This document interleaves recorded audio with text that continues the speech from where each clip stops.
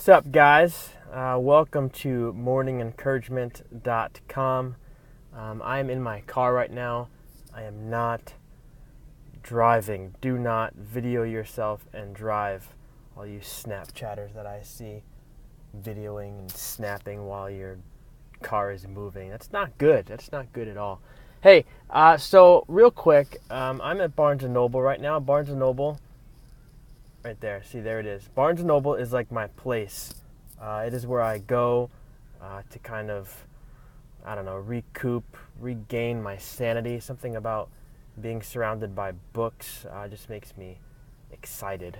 And Barnes & Noble was a place where my grandma used to go all the time. She loved to read. I think that's where I got my love for reading from. But she would take me to this Barnes & Noble all the time, and she would always buy me a book. So, I don't know. I just like to come here, relax. I got some schoolwork to do. I'm going to do some blogging type stuff. But I just wanted to share something with you guys really quick. I'm going to shut off my car so I don't waste gasoline. But I want to share something with you guys about success. I wrote about success the other day.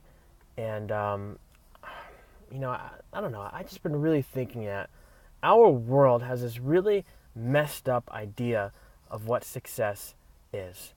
Our world says that you are successful when you win, right? When you come out and you're the best and your plans succeed, your blueprints that you draw up, everything in your life goes exactly the way that you thought it would go, that you planned it to go, and like everything is great, right? That's success. But if you hit a bump in the road, if you have a hiccup, if things don't end up quite the way that you thought they would, then all of a sudden it's called a failure. And failure in our society, we demonize it. We say it's not good. And success we put up on this, I think, unhealthy kind of pedestal. But anyway, I've been thinking a lot about that. I think that's kind of messed up, because I don't think that failure is a bad thing. I think that failure is actually a stepping point on the journey to success. I think that failure is a necessary part of any kind of venture, any kind of journey, that you're on. And I think that even more than that, I think that God really uses failure in order to build us up in our journey into making us into all that He, created us to be. I think about people in the Bible, that the world would say that they failed. I think about the Apostle Paul. Here's a guy who was in prison. I mean, this dude was in prison like all the time.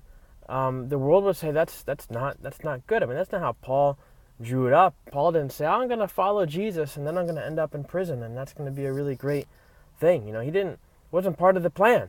I think of the Apostle John. I mean, this guy ended up on some godforsaken island in the middle of nowhere where he was left to rot for the rest of his life. That didn't exactly go the way that he planned.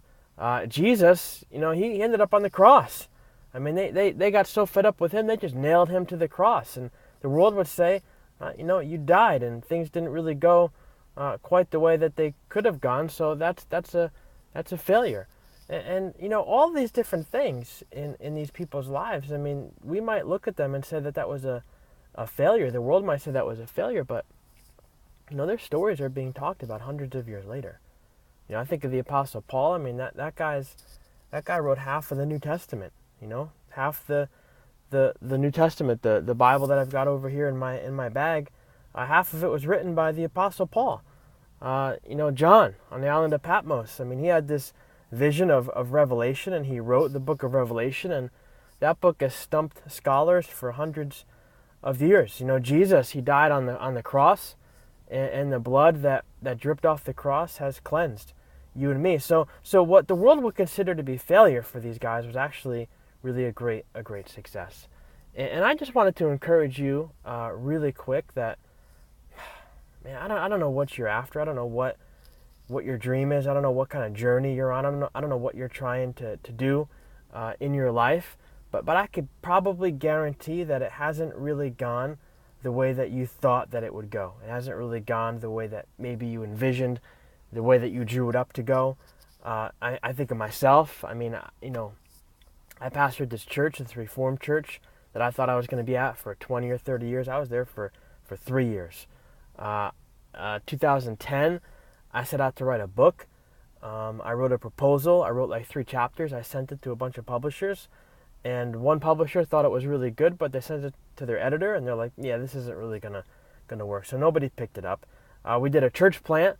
I thought I was going to be there for the rest of my life. It never made its way out of the garage, right? And so we look at those things and think, well, that's a failure. I've always looked at it as a failure. Like, I failed at those 3 things, but I don't think it's a failure, guys. I mean, I think a failure in the sense that it's like a really bad thing. I think it's a good thing. I think that those trip-ups have only made me stronger on my journey into being all that God has created me to be. And I think the same is true for you. You know, whatever it is that you got going on in your life, it hasn't, gone the way that you thought it would go.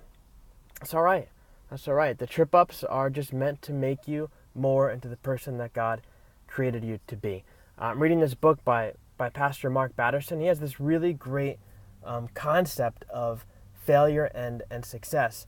And he says that, let me get it right really quick. He says that, what's he say? He says that success, yes. He says success is about obedience, right? It's not about whether you win or you lose. That's not what success and failure is. Success, he says, is obedience. He says if you follow God into the place where you think he's leading you to go, whether you end up flat on your face or at the top of the pile, whatever the case may be, as long as you obeyed, that is success. Sometimes, he says, God does not call us to win, to come out on top. He just calls us to try. So my challenge for you today is whatever it is that you feel like God wants you to do, just give it a shot. Just walk into it, do your very best, and if you come out on top, great. If you fall flat on your face, great. Whatever the case may be, as long as you gave it a shot, as long as you did your very God-given best, that's all that really matters. At the end of the day, that's success. As long as you obey, that is success. So for me, right now, I feel that God is calling me to write.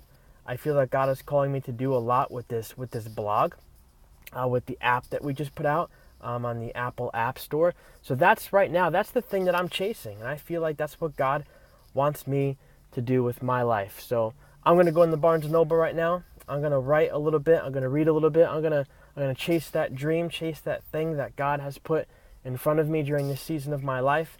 And I hope that you will end this video and that you will go and do the same with whatever it is that you feel that God has called you to do. So I hope that helps you out. I hope you have a good day, and I will see you soon. Bye. Oops.